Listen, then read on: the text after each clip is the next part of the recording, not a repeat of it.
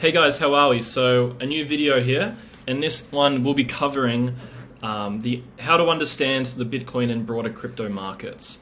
So to understand how the algo works, you need to understand how crypto works. So that's what I'm going to be breaking down here, because I want you all, at least the ones interested, who want to know why the algo does what it does and who wants like an understanding of how it works and why it was coded the way it was. I want you guys to understand how crypto works so that you can know why the algo was made, why it was. And that's what this video aims to cover, because there's a lot of different components that actually influence what the price of Bitcoin is, what the price of crypto is. And so I'm going to break them all down in this video, basically. So let me get my big video here out of the way. So why does Bitcoin move up and down like it does?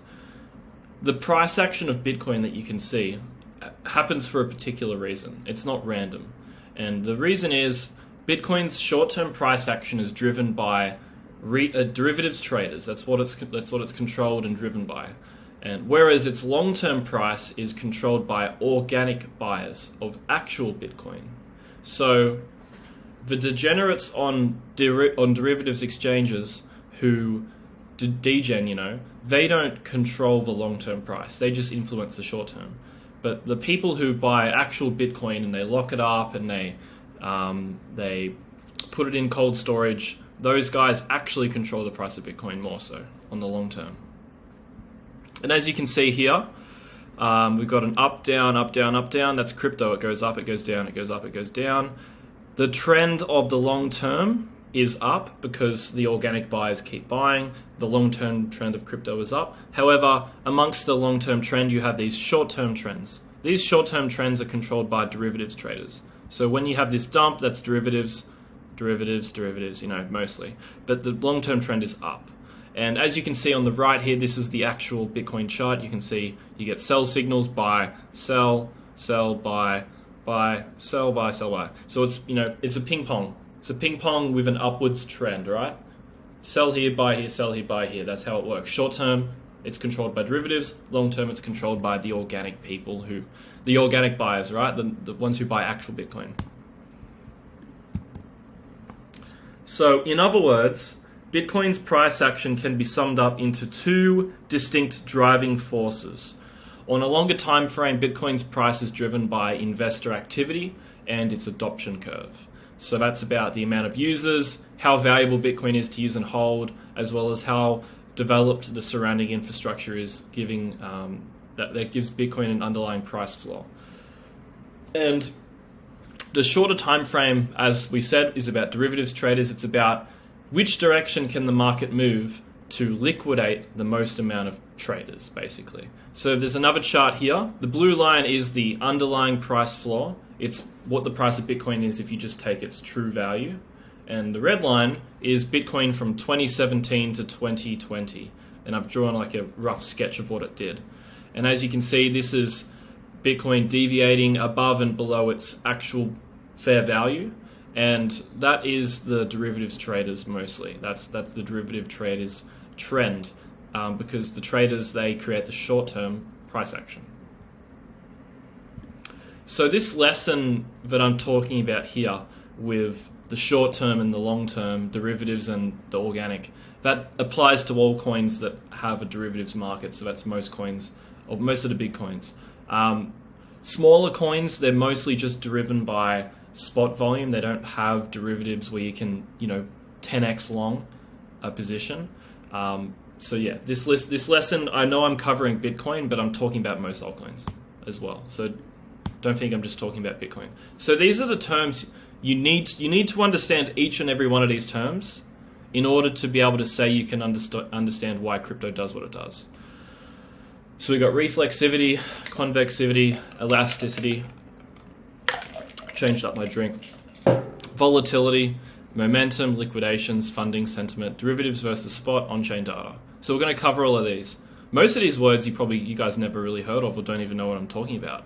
And that's why this tool's so good, because no one really talks about it. So let's get on to the next slide. This is the first three. So reflexivity, convexivity, elasticity.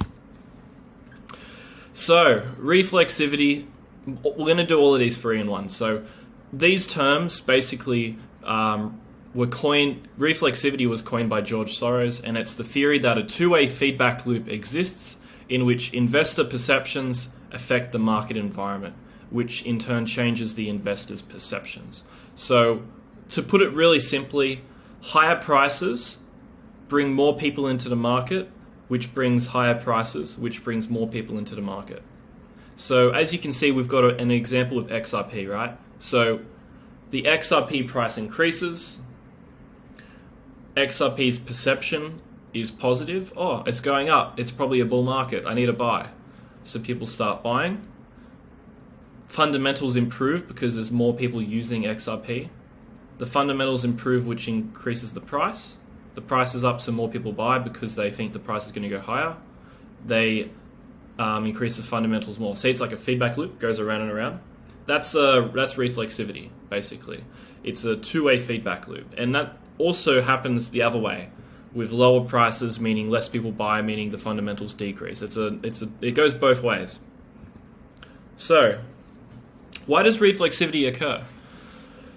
Reflexivity is foundational to the nature of Bitcoin and crypto as a whole, as no other asset class derives such a significant portion of its value from its own network effect.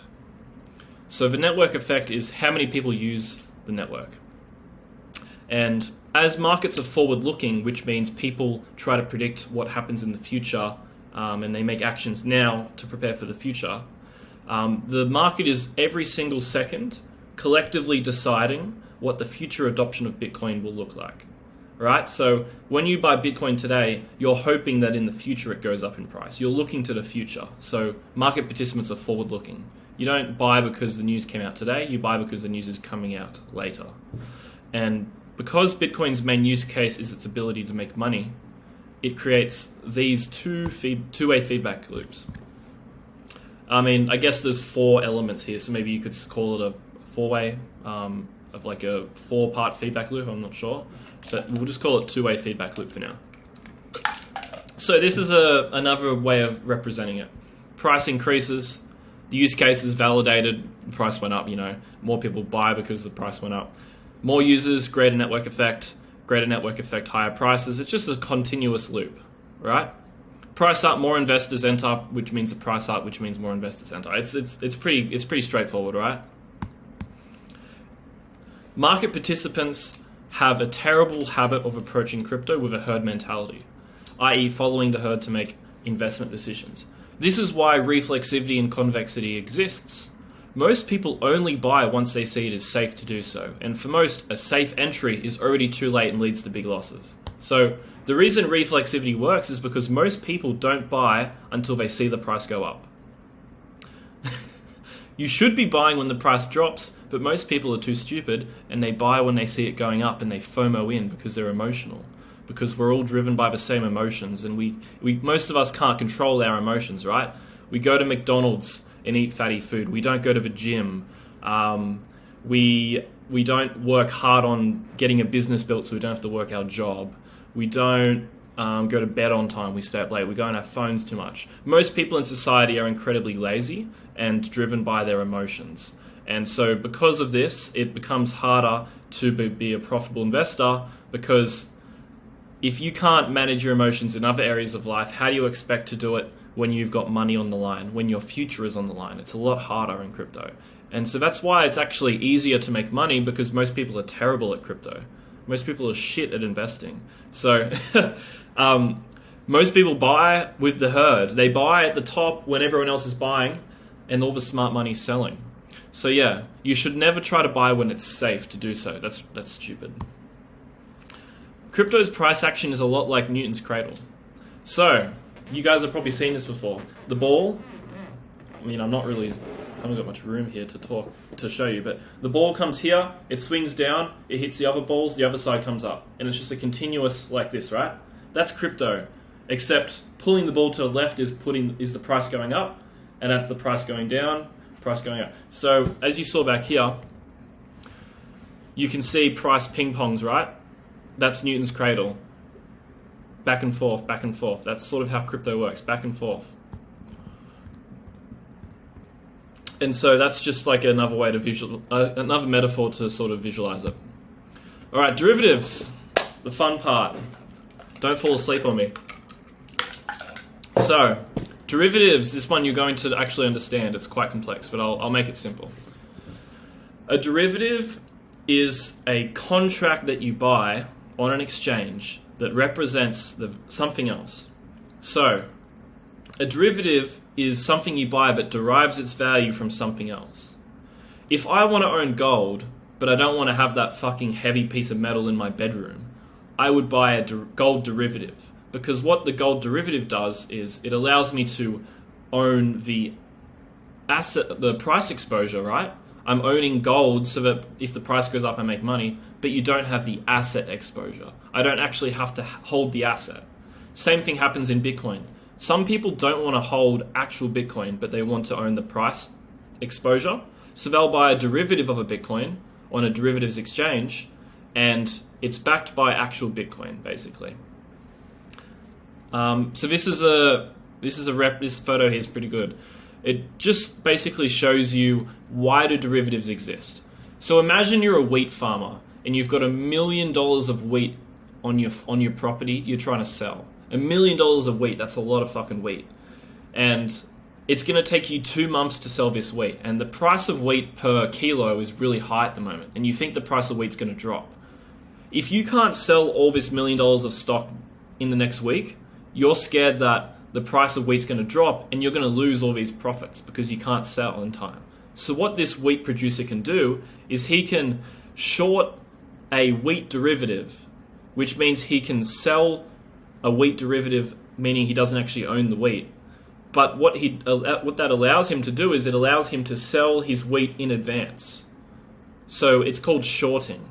What he's doing is he's betting on the price of wheat dropping. So if he wants to lock in today's price of wheat, what he could do is he could short $1 million of this wheat on the derivatives exchange while holding his $1 million of wheat.